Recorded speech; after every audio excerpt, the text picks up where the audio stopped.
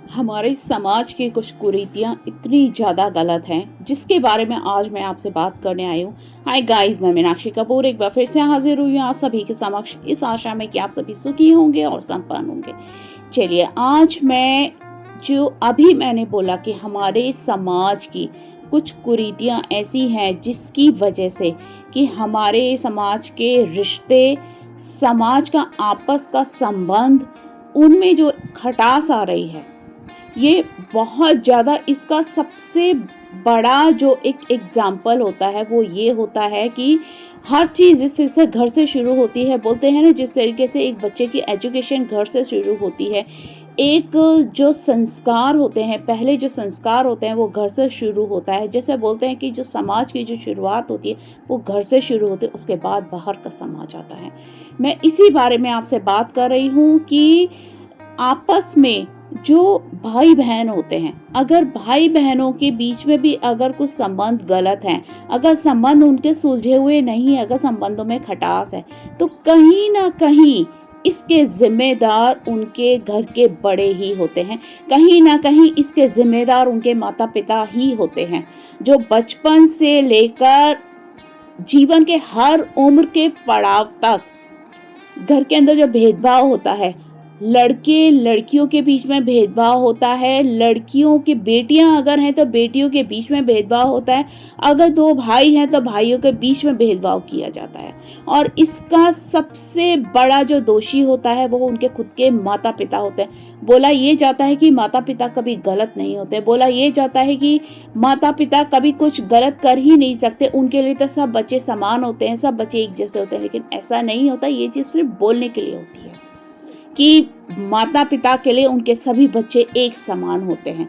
लेकिन हमारे समाज के अंदर आज की डेट में भी जो एक लड़का और एक लड़की का जो भेदभाव है वो आज भी कायम है।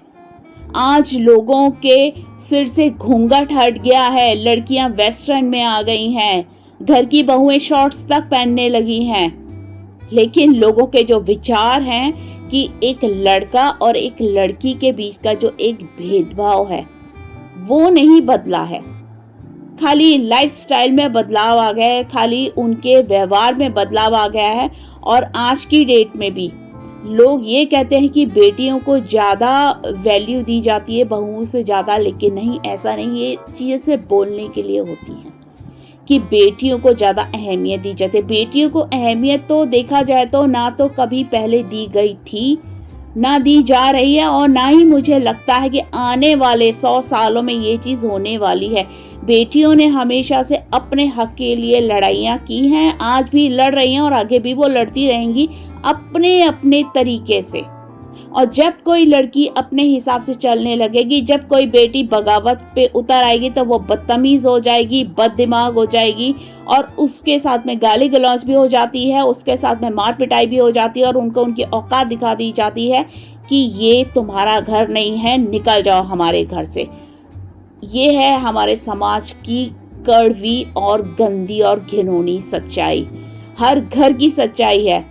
मुझे बहुत सारे लोग बोलते हैं कि मैम आप क्या बोलते हो, आप किस भाषा में बात करते हो, आप गलत बातें करते हो। लेकिन ये गलत कुछ भी नहीं है। ये अगर कोई इंसान शराफत से सोचने की कोशिश करेगा, अगर एक बार उसको समझने की कोशिश करेगा, तो वो इंसान, बोलने वाला इंसान खुद भी यही करता होगा।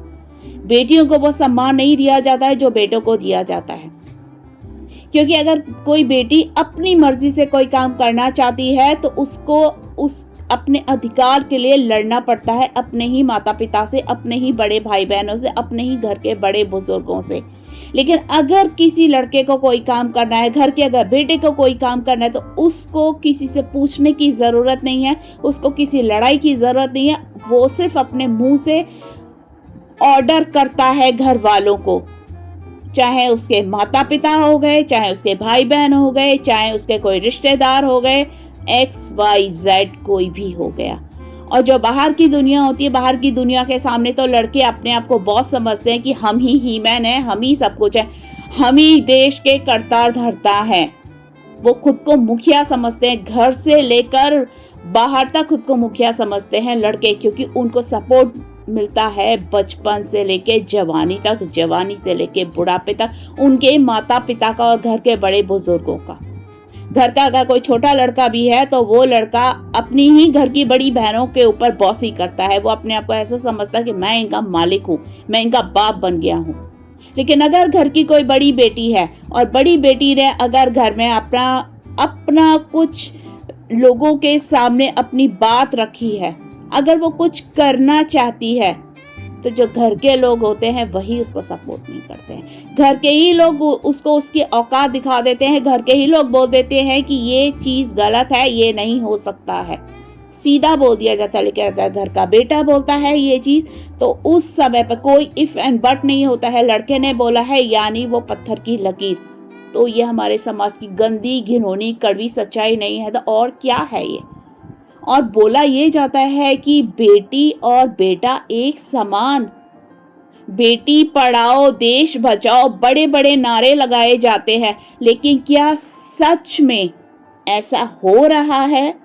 बेटी बिल्कुल बचाई जा रही है। मैं बिल्कुल इस चीज़ से सहमत हूँ कि अब बेटियों को जो है जिंदा रखा जाता है, बेटियों का सम्मान किया जाता है, मैं बिल्कुल मानती हूँ। लेकिन इक्वालिटी का जहाँ तक सवाल आता है, इक्वालिटी में बेटियों को वो सम्मान नहीं दिया जाता है। घर की बेटियों को आज भी लड़कों के बराबर नहीं माना जाता है, आज भी लड़कों से छोटा माना जाता है। बहुत सारे घरों में 1% लोग ऐसे हैं, 1% जेंट्री ऐसी हैं जहाँ पर कि बेटियों को सच में सम्मान दिया जाता है, लेकिन नहीं। और शायद वो 1% भी ऐसे होते हैं जिनके घरों में शायद बेटे नहीं होते हैं, जिनकी सिर्फ बेटियां होती हैं। शायद वो 1% लोग भी ऐसे होते हैं। नहीं तो 99.9% घरों के अंदर आज भी बेटियां मजबूर हैं।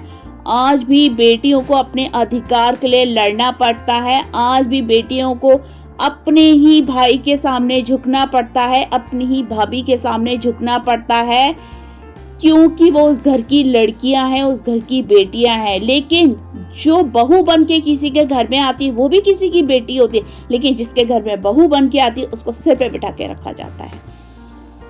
वहां पे ये बोला जाता है कि ये तो हमारे घर की करता धरता है, ये हमारे खानदान को वारिस देगी, ये हमारे खानदान को आगे लेकर जाएगी।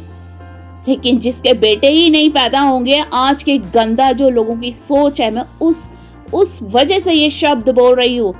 अदरवाइज बेटी हो बेटा हो कोई फर्क नहीं पड़ता है। और जहाँ तक मैं हूँ, मैं समाज की चीज़ें लोगों के सामने दर्शाती हूँ, मैं सच्चाई लिखती हूँ, मैं लोगों की काउंसलिंग भी करती हूँ। बहुत सारे लोग ऐसे होते हैं जो बेटियों के नाम पर मुझसे बात करना चाहते हैं कि हमारी बेटी हमारे कंट्रोल में नहीं है, मैम हम क्या करें, आप सलाह दीजिए मुझे। मैं इसलिए आज ये चीज़ बोल रही हूँ कि जो घर की बहुएं होती हैं वो उस घर की बेटियों से ज़्यादा समझदार कैसे हो जाती हैं। क्या औहदे से समझदारी आती है? क्या उम्र से समझदारी आती है? समझदारी दिमाग से आती है, सहन करने से आती है। जो बचपन से लेके बेटियां जवानी तक जो कुछ सहन करती हैं, देखती हैं अपनी आंखों से, और उसके हिसाब से समाज ने या लोगों ने या परिवार ने या किसी ने भी क्या कभी इन बातों पे ध्यान देने की कोशिश की है कि हमेशा जो एक नारी सम्मान की बातें करते हैं लोग, वही लोग हमेशा बेटियों को ही इतना कमज़ोर क्यों कर देते हैं? बचपन से उनको कमज़ोर कर दिया जाता है, और जब वो जवानी में आके या किसी उम्र में आके जब वो कहीं स्ट्रक हो जाती हैं, कहीं पे वो रुक जाती हैं, तो उस समय पर भी वो उसी को ताने मार रहे होते हैं कि तुम ये नहीं कर सकते, तुम इस काबिल नहीं हो, तुमने ये नहीं किया, तुम वो नहीं कर सकते। या उनके पतियों के नाम पे उनको टॉर्चर किया जाता है। अगर किसी का हस्बैंड गलत है, अगर किसी के ससुराल वाले गलत हैं या किसी के पति ने किसी लड़की के साथ धोखा कर दिया, तो उसमें कमी उस लड़की की नहीं होती, उस लड़के की होती है, उस दामाद की होती है, उन ससुराल वालों की होती है, और कहीं ना कहीं मायके वालों की होती है। क्योंकि जिस समय बेटियां उनको आगाह कर रही हैं, जिस समय उनकी बेटियां उनको बोल रही हैं कि आप ये कीजिए, आप वो कीजिए, आप मेरे लिए इतनी बात कीजिए, आप मेरे लिए ये चीज़ करवा दीजिए, उस समय पर हमारा समाज, हमारे समाज के जो माता पिता होते हैं, हमारे समाज के जो बड़े बुजुर्ग होते हैं, वो बेटियों को ही ये सलाह देते हैं कि बेटा कोई बात नहीं, तुम एडजस्ट कर लो, थोड़ा झुक जाओ, जहाँ 4 बर्तन होते हैं खटकते ही हैं वहाँ पर।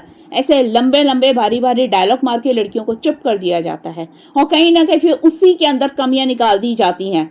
ये डायलॉग मार दिया जाता है कि तुम ही उस काबिल नहीं हो, तुम्हारे अंदर ही उतनी काबिलियत नहीं है कि तुम उसको संभाल सको, या तुम उसके लायक नहीं हो।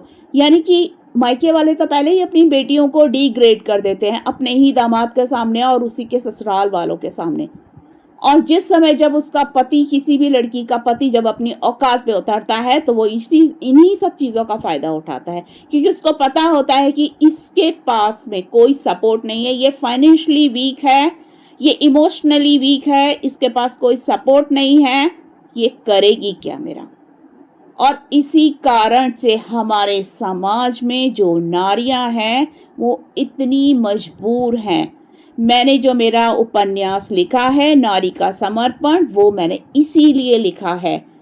मैं उन सब नारियों के लिए नहीं लिखा है। 100% लड़कियां, औरतें, महिलाएं, जो आप कोई भी नाम ले लीजिए, 100% कोई भी करेक्ट नहीं होती हैं। मैं 1% या 5% फीमेल्स को साइड कर देती हूँ, उनको छोड़ देती हूँ, क्योंकि वो फीमेल्स भी उन मर्दों से कम नहीं है जो औरतों को टॉर्चर करते हैं। लेकिन 95% जो फीमेल्स होते हैं, 95% जो महिलाएं हैं हमारे देश की, वो आज भी मजबूर हैं। पढ़ी लिखी समाज में रहने वाली पढ़ी लिखी लड़कियां भी मजबूर हैं, क्योंकि उनके सामने कंडीशन ऐसी आ जाती है, समय ऐसा आ जाता है कि वो पीछे मुड़ नहीं सकती हैं। आगे आगे बढ़ने का कोई रास्ता मिलता नहीं। आगे बढ़ने का रास्ता उनका जो है रोक दिया जाता है, ताले लगा दिए जाते हैं हर दरवाजे के ऊपर। अब वो अपने ऊपर लड़ाइयाँ करती है, उस दरवाजे को तोड़ने की कोशिश करते हैं। उस दरवाजे को तोड़ के बाहर जो निकलती हैं औरतें, महिलाएं, उनके ऊपर हमारा समाज ना जाने क्या क्या नाम रख देता है कि तुम्हारे अंदर जहर भरा हुआ है, कि तुम ऐसे हो, कि तुम बहुत बददिमाग हो, तुम्हारे अंदर ये नहीं है, तुम्हारे अंदर वो नहीं है। लेकिन ऐसे शब्दों का इस्तेमाल करने वाला जो हमारे समाज के जो ठेकेदार हैं, जो मर्द हैं, जो पुरुष प्रधान देश है, क्या उन्होंने सोचा इस चीज़ को कि एक औरत जो इतनी डाउन टू अर्थ होती है, जिसके अंदर इतनी ममता और प्यार है, वो इतने कड़वे और कटु शब्दों का इस्तेमाल क्यों कर रही है? क्यों अपने मान सम्मान के लिए वो खड़ी हो गई है? यही सब दर्शाया है मैंने अपने इस उपन्यास नारी के समर्पण के अंदर। तो मैं चाहूँगी कि मेरे इस उपन्यास को हर एक वो इंसान पढ़े जो किसी का पति है, जो किसी का पिता है, जो किसी का भाई है, जो किसी का बेटा है, जो किसी का ससुर है, कोई किसी का चाचा है, किसी का मामा है, या कोई एक ऐसी औरत है जिसका हर रिश्ते का नाम है, माँ से लेके सास तक, ननद से लेके बहन तक, चाची से लेके मामी तक, जो भी कोई है। मैं चाहती हूँ कि मेरे इस उपन्यास के हर एक शब्द को आप लोग अपने जीवन से कनेक्ट करने की कोशिश करें। मैं चाहूँगी कि मेरे उस उपन्यास को आप ध्यान से पढ़ें और उसके अंदर जो नायिका है मेरी गंगा, उसके दिल पर क्या कुछ बीत रही थी, क्या कुछ उसने सहन किया, और उस सहन करते हुए, समाज का सामना करते हुए, घर वालों का सामना करते हुए, बाहर वालों का सामना करते हुए, और अपने ही दिल से लड़ाइयाँ करते हुए कैसे वो आगे बढ़ती है और किस तरीके से वो लोगों को भी समझाती है, चाहे वो उसकी औलाद हो गई, चाहे उसका परिवार हो गया, चाहे वो कोई भी, वो उनको भी संभालती है और समझाती है कि जिंदगी जीने का नाम होता है, मरने का नाम नहीं होता है। चाहे कोई आपको जहर भी दे दे तो उस जहर को भी किस तरीके से कंठ से बाहर निकालना है, वो आपके अंदर हिम्मत होनी चाहिए, वो आपको आना चाहिए। मैंने अपने उपन्यास के अंदर इन सब तथ्यों को दर्शाया है। तो चलिए, मुझे सुनने के लिए thank you very much. God bless you all, take care, bye, love you all.